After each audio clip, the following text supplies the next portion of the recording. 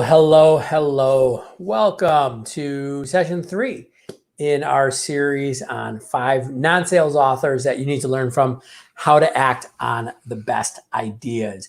For all of you who are here live with me, thanks for joining us. If you're a regular, welcome back. If this is your first time joining live, welcome. And of course, thank you to everybody who's watching this on recording, either on YouTube or here on LinkedIn. And I'm fired up. We have another author today that there's no way I'm going to do him service in 20 minutes, but we're going to do our best. Hey, Katie, how are you? Thanks for joining. You've been one of the regulars. I appreciate that. I'm getting to spend a little time right before lunch with you.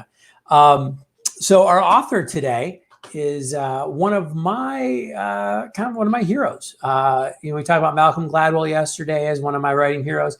If I had to pick the top 3, Malcolm and this gentleman would definitely be in there. And today we're going to talk about the works of Dan Pink. Can't drop the books before you lift them up. Dan Pink, here you go. So I've been reading Dan's books for over a decade now, and they're always full of really good stuff. And so I'm really excited to dive into them today. Oh, awesome. All the notes that I took on his work are not showing up on this version of my notes. So give me 1 second. We're going to see. It might be on my other computer. That's what happens when you have to jump back and forth from your office computer to your to your laptop in the living room. I'm sure some of you are experiencing that right now. Let's see if we've got the updated version here. And the answer is, no, we don't. So guess what? I'm going to wing it, but that's all right, because I just wrote this script last night and this morning, so I should be able to remember it. So as I mentioned, Dan Pink is kind of a hero of mine, and one of the proudest moments that I've had as an author.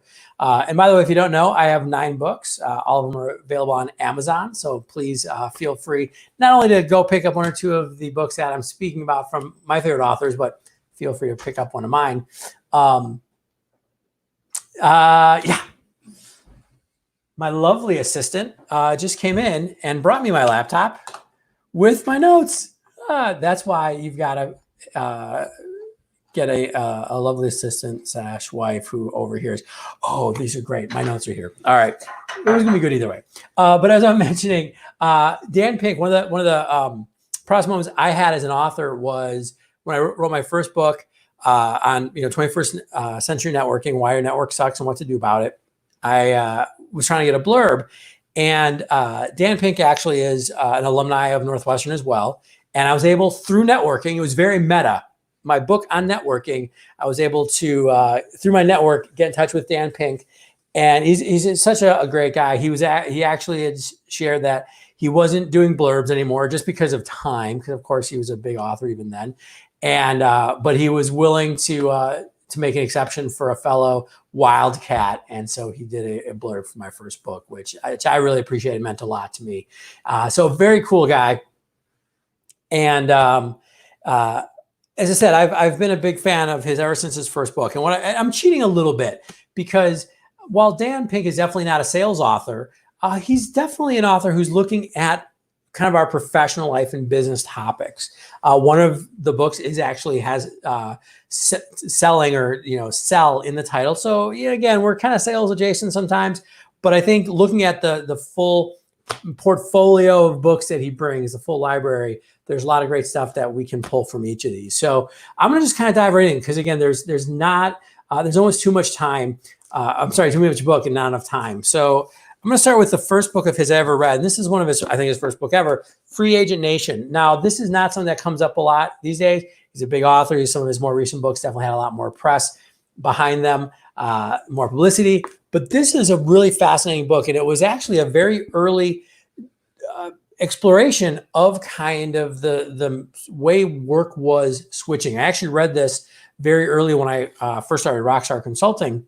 And he kind of explained what was happening with work kind of becoming more dispersed, with a lot of freelancers, what do you call free agent, people like me who are solopreneurs, independent professionals. And it was really interesting to read that. Before, I mean, these days it's kind of like a given, right? We have co-working spaces because there are so many people that are working from home or working for themselves. But he was really kind of on the cutting edge of that. So I actually reread part of it about a year ago and was just amazed at kind of how prescient parts of it were. But one of the things that I really liked about this, and I've really taken to heart, was he explores kind of how free agents work together. And he kind of looked at a lot of work becoming more project-based, where kind of like a band, and this was the direct correlation. I mean, kind of like a band will come together, and you'll have somebody who's a drummer and a bassist, guitar, singer, and they might stay right together for a little while, or maybe they'll break up, and each of those elements will go into start other bands and be in other bands. That's how music scenes work, by the way. So like in Chicago, most musicians who are professional musicians are in 2, 3, 4 bands. They kind of, on different nights and for different venues, kind of come together in different combinations. He pointed that out, that's kind of how work was going to go. And I think for a lot of us freelancers and solopreneurs, that's how it's gone. But it really encouraged me to make sure that I had a bassist that I could rely on. I had a singer that I could rely on, so to speak. And, as I'm doing projects for myself or with clients, being able to pull those people in has been really valuable. It also brought up something which was very interesting, and I didn't know this, that in the United States, this is being highlighted right now with the pandemic, our healthcare system that is set up that we get our insurance through our employers is really an artifact of World War II. And because there was wage freezes in World War II, and the only way that companies could try to woo workers was benefits. And one of those was health insurance. So it's just really interesting to see that kind of a system that we have right now, and depending on who you ask, is working better or worse, is where that came from. So that was also really fascinating to me. I do think, by the way, this is a bit editorial, the more we can figure out how to get the healthcare system really up and running in the United States, where it's not attached necessarily to employment, I think we're going to see a huge boom in self-employed people and solopreneurs, freelancers, because over the years I've worked with hundreds, if not thousands, of those individuals, and one of the biggest concerns is always, hey, if I go out on my own, how am I going to get health insurance? So just something for us to think about moving forward. Dan then wrote a book called The Adventures of Johnny Bunko. I'm sure it's great. Never read it. It's like the one Dan Pink book I've never read, but check it out. I'm sure it's good. The next book he wrote is A Whole New Mind. And again, one that doesn't get mentioned a lot, but I think it's a really valuable book. And again, kind of on the leading edge of talking about this idea where, it's not just about right brain, left brain, but really about the synthesis of the two, the importance of being human.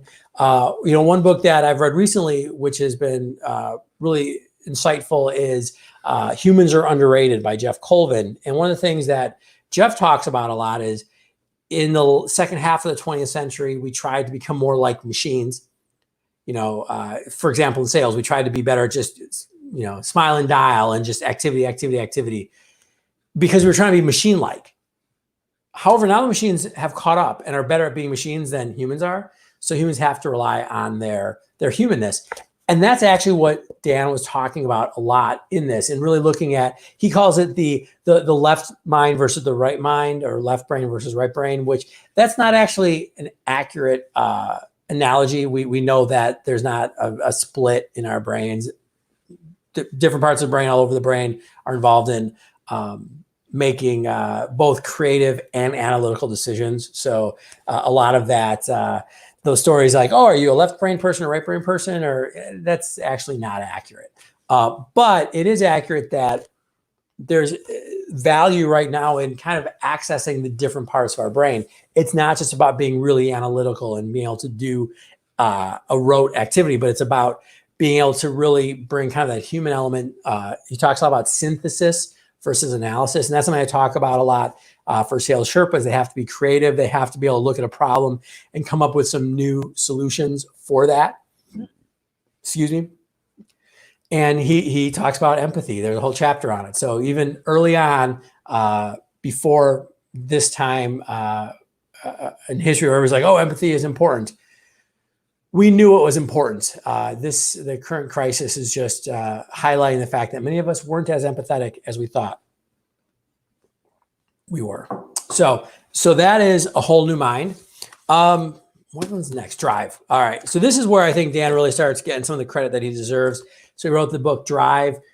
And this was always a fascinating book for me because it's about motivation and definitely about self-motivation, but also how do we motivate other people? And as a coach, that's kind of my job. And definitely in my roles as a sales manager or a sales leader. If you talk to the average sales leader in any organization, ask them what their job is, I guarantee you one of the top things they're going to say is probably top three is I motivate my people to do more, right? So this idea of motivation is really, really valuable. And so what Dan did in Drive is look at, well, how does motivation actually work, and kind of looking at some of the science behind that. And so this is actually kind of directly from the book. He says, when it comes to motivation, there's a gap between what science knows and what business does. Our current business operating system, which is built around external carrot and stick motivators, doesn't work and often does harm. We need an upgrade, and science shows the way. This new approach has three essential elements: autonomy, mastery, and purpose. So that's directly from him. But that was really interesting because as a sales manager, especially as a young sales manager, looking at how do we actually get people to move forward, we often thought of, well, we're going to have a sales contest. We're going to have this external thing that people can move towards, the carrot, or, hey, we're going to punish them. And this definitely happens in sales organizations. Still, I heard that this, happened the other day. Like, hey, if you're not selling enough, you're going to get fired, and we kind of know it doesn't work that well. So the fact that we could bring a little more science to it, and Dan does in this book, is really interesting. So those three ideas of autonomy, so giving people like ownership, of their work. And I think we're having to do that a lot more. If you are in sales, for example, right now, or if you're working from home for the first time, if you're working with people or working from home for the first time, you really do have autonomy. Mastery, which is this idea of spending time to get good at what you do, right? People, when you give them the opportunity to really engage with their work, they'll often take it. And purpose, giving them a reason why. One of the things I really liked about Drive, which is really insightful for me in the sales role, is that he pointed out there's two kinds of tasks, what he calls algorithmic and heuristic. The names aren't as important. Basically, like, is a task routine? You don't have to think much. You just have to do it over and over. Versus, is it a task that requires you using your mind, some creativity, engaging with other people, kind of engaging those human skills? And he pointed out that if it's just an algorithmic routine task, yes, you can put some incentives on it. You can say, hey, you should try to, do X number an hour and I'll give you a bonus. But the research shows very clearly that if it's a thinking type task, if you try to put that external motivation on it, it actually backfires. And that's what he's talking about. A lot of the motivation tools we have can do harm. They don't work. In fact, they negatively impact us. They demotivate us. And so it really kind of made me think about how I would engage and motivate salespeople and people that work for me. But I think it also helps us understand ourselves, right? So, like, how do we motivate ourselves? Well, sometimes it's great to have goals and, hey, I'm trying to accomplish this, or I'm trying to hit this, or I'm trying to win this award. But it's also kind of going, do I have autonomy? Do I have mastery? And do I have purpose? And if I can connect more fully with one of those three things, the better off I'm going to be. All right. And by the way, there's also another really good book about this. These aren't new concepts. So there's a book called The Human Side of Enterprise by Douglas McGregor. And it was recommended to me years ago by a friend, Jason Seiden. And it was written, I think, in the 60s. I don't know exactly when, but it's about 50, 60 years old. And it's really interesting because this Douglas McGregor is talking about the exact same things. And he's talking at very much a time where people viewed companies and organizations as, or as people in the organizations as cogs in the wheel, the company man concept, just you go and do a job, go home. And so the way that they were managing people was very, very carrot and stick. So he was one of the first ones even then go, hey, if you give people a chance to really spread their wings, you give them that ownership of their own work, people will surprise you and do amazing things. So I thought that was really fascinating. To Sell is Human. All right, so here's the kind of the sales book. It's it is a sales book, but it's not a sales book. I mean, it kind of skirts the line. I do think every salesperson should read this. You are going to get some great ideas out of this. If you are in sales, it's not going to be necessarily closing tools, but there's some, but just the psychology of how to influence people, how to, we looked at kind of the motivation and drive, but now he's like, okay, how do you influence others? How do you motivate others to act? And I really enjoyed this because it was a non-salesperson really treating sales with respect. Because I think what happens is in the sales community, we get very defensive because there's a lot of negativity put on salespeople. So we're like, sales is great. Sales makes everything happen. Without salespeople, you wouldn't have a job. And there's some truth to all of that, but again, it comes from a very defensive place. And so it was really good for somebody who's definitely not a salesperson to be like, hey, everything is sales, right? And that's something that I always say. And so it was great to hear from somebody else. But what's really interesting is you might have heard about the ABCs of sales made popular by Glenn Ross, the movie about sales. Always be closing, and it's Alec Baldwin going, always be closing, ABC. And that's, I think, one of the ethics that pushes people away. So one of the things that Dan does in this book is he talks about the ABCs of closing being attunement, the ability to connect and engage with other people; buoyancy, the ability to not get plowed under by the challenges and rejections that are involved in sale; and clarity, the ability to uncover the real needs and wants of a customer. So boom, right there, that's kind of being a sales Sherpa, right? And I like that because it talks about, I think, a very relationship-driven way of connecting with people, but also it's not denying the challenge in sales, because sales can be tough. It's hard to face rejection. It's hard to reach out to somebody and not hear back. So I like that he acknowledges that, but then points to, again, maybe a more fuller way of looking at what sales is. And so that's, there's obviously a lot more in this, but again, if you want to look at, kind of a more comfortable way, a lower pressure way of selling, definitely some interesting insights in there. And he's really, again, looking at kind of what some of the science is saying from psychology, neurobiology, and looking at other great organizations. One of the things I've really enjoyed about Dan's writing over the years is he's really kind of combining almost a journalistic approach. Like he's interviewing people in the field, people that are doing work, with kind of the, very much like Malcolm Gladwell, the research, the science, kind of marrying those two things together and doing it really well.